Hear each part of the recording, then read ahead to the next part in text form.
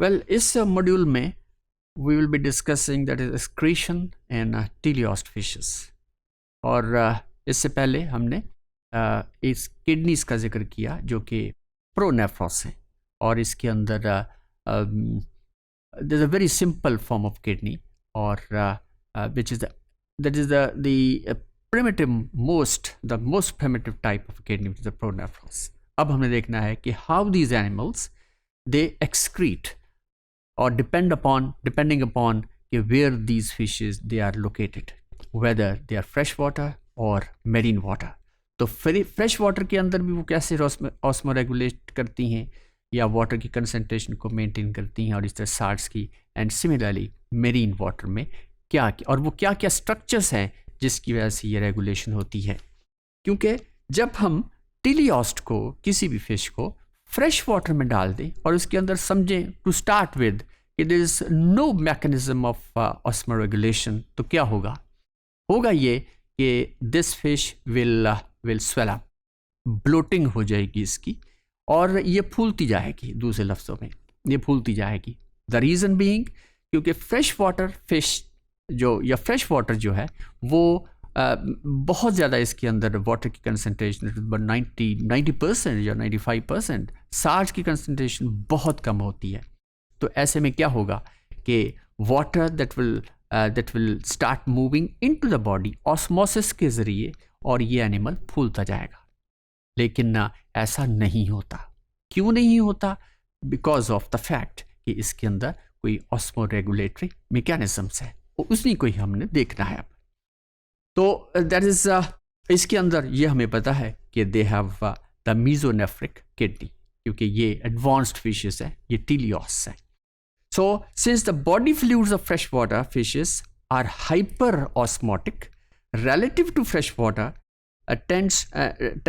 this water tends to enter the fish, जिसका हमने जिक्र किया, causing excessive hydration हो जाती है, या जिसे हम bloating कहते हैं।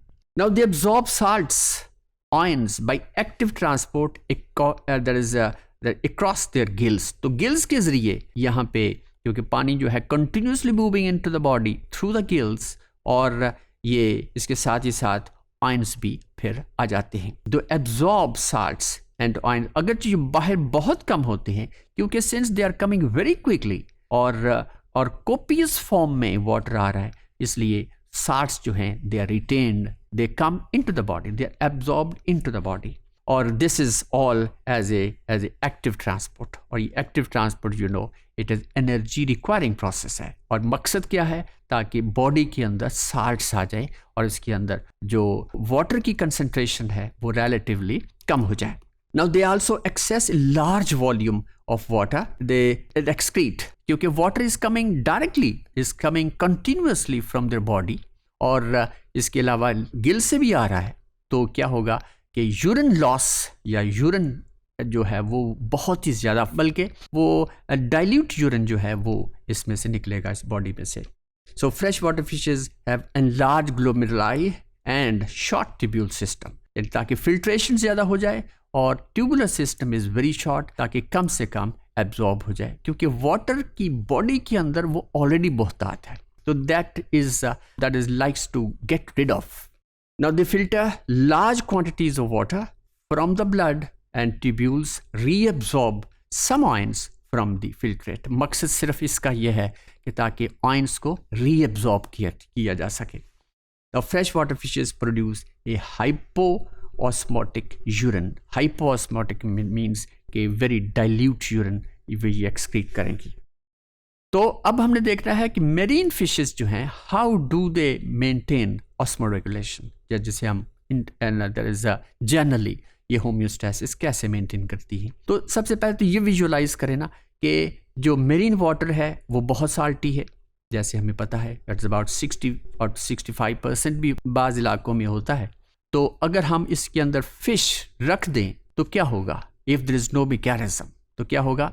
This fish will dehydrate, water will move out from the body, और ये जो श्रिंक हो जाएगी फिश। लेकिन ऐसा नहीं होता, because of the fact they have certain that is regulatory that is osmoregulatory mechanism. और ये ऑस्मोरेगुलेटरी मैकेनिज्म या तो गिल्स है, या फिर that is passage of urine है, या फिर स्किन है, या फिर माउथ है। तो ये तमाम चीज़ें जो हैं they work to regulate that is water balance within the body.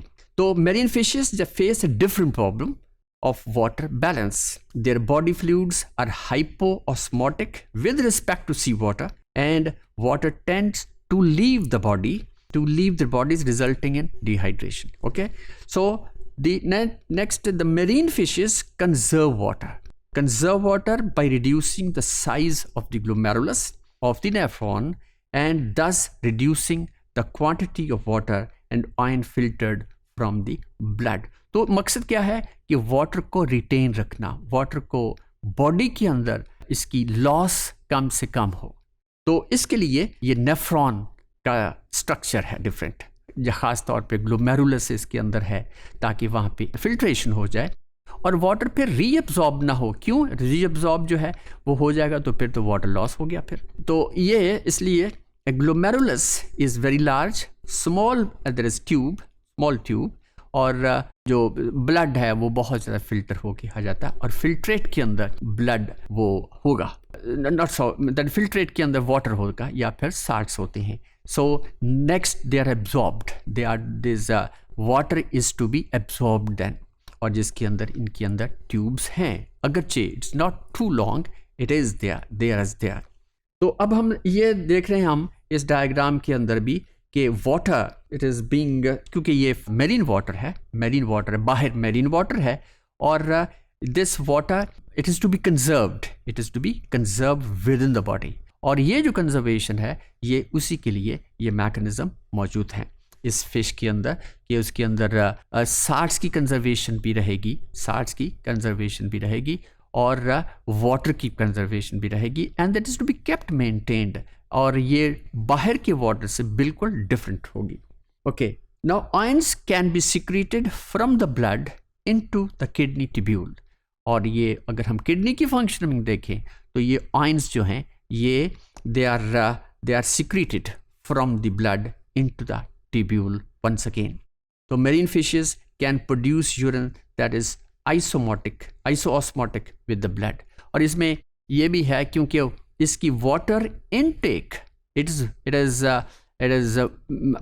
Very copious, it is large amount, लेकिन जो यूरिन जो निकलेगा वो बहुत ही कंसनट्रेटेड फॉर्म में होगा, ताकि वाटर की कंजर्वेशन बॉडी के अंदर रहे।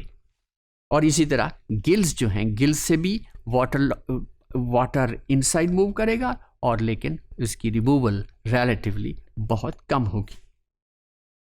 So to compensate this, marine fishes drink large quantities of water, and they secrete sodium chloride and potassium ions through excretory cells in their gills. तो गिल्स के ज़रिए तो इन स्मॉलर आयंस की ये होती है, सिक्रीशन होती है, जबकि that is channels in plasma membrane of their kidneys actively transport the multivalent ions, जिसके अंदर bivalent in particular जैसे सल्फेट्स हैं, फॉस्फेट्स हैं, फिर कैल्शियम आयंस जो हैं, ये इनकी secretion they transport the multivalent that ions that are abundant in sea water, तो they are also to be removed from the body.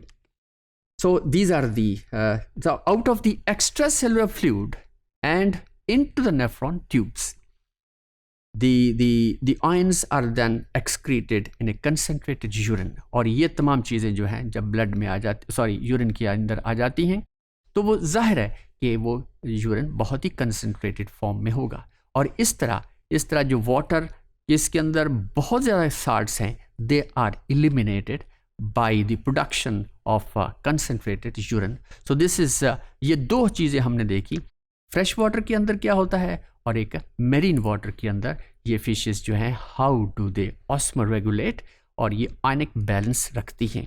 So this is all about this topic.